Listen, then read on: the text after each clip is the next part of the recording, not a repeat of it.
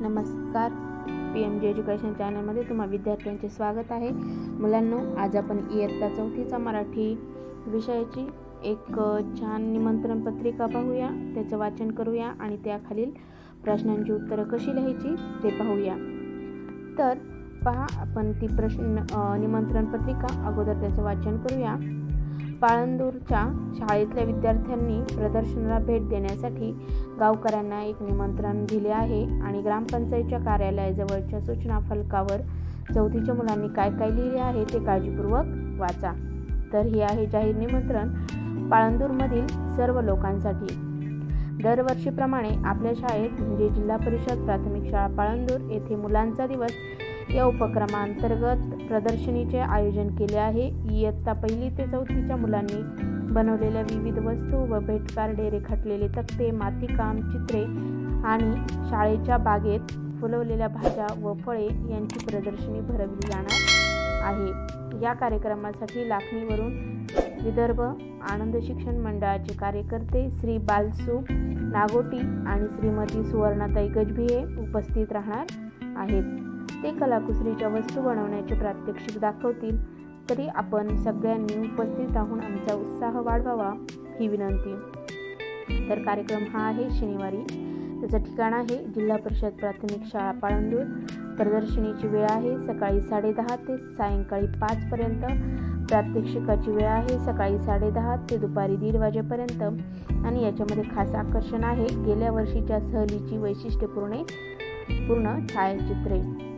आपले सर्व विद्यार्थी इयत्ता 4थी जिल्हा परिषद प्राथमिक शाळा पाळंदूर. अशा प्रकारे ही निमंत्रण पत्रिका आहे. तर या निमंत्रण पत्रिकेवर काही प्रश्न विचारलेले आहेत, त्या प्रश्नांची उत्तरे आपण देऊया. निमंत्रण कोणी दिले आहे? निमंत्रण जिल्हा परिषद प्राथमिक शाळा पाळंदूरमधील इयत्ता 4थीच्या सर्व विद्यार्थ्यांनी दिलेले आहे. कार्यक्रमाचे स्वरूप काय आहे? इयत्ता 1ली ते 4थीच्या मुलांनी बनवलेल्या विविध भेट कार्डे व वस्तू, रेखाटलेले तक्ते, मातीकाम, चित्रे आणि शाळेच्या बागेत फुलवलेल्या भाज्या व फळे यांची प्रदर्शनी भरवली जाणार आहे. पुढचा प्रश्न, कार्यक्रमासाठी पाहुणे कोठून येणार आहेत? कार्यक्रमासाठी पाहुणे लाखणीवरून येणार आहे. पुढचा प्रश्न, या निमंत्रणाला जाहीर निमंत्रण असे का म्हटले आहे? तर हे निमंत्रण पाळंदूरमधील सर्व लोकांसाठी आहे, म्हणून या निमंत्रणाला जाहीर निमंत्रण असे म्हटले आहे. असा कार्यक्रम पाळंदूरच्या शाळेत गेल्या वर्षी झाला असेल का?